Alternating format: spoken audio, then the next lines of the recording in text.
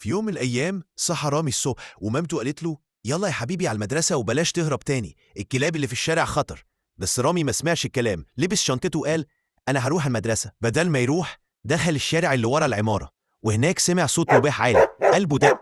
بس حب يعرف مصدر الصوت، لقى كلب كبير أسود عينه بتلمع وسنانه طالعة وواقف عند جنينة مقفولة.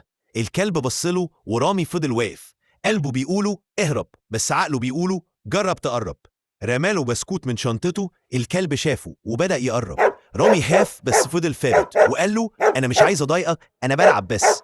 الكلب قرب أكتر وشم ريحة الشنطة وفجأة قعد وبدأ يهز ديله. رامي اتفاجئ ومد إيده بحذر، الكلب لحس إيده. فضلوا قاعدين سوا ورامي قال له ماما كانت صح، بس أنا كمان اتعلمت إن الخوف ساعات بيخلينا نحكم غلط. رجع رامي البيت وقال لمامته أنا آسف إني ما سمعتش كلامك، بس اتعلمت النهاردة درس مهم. مامته حضنته وقالت له المهم إنك رجعت بخير.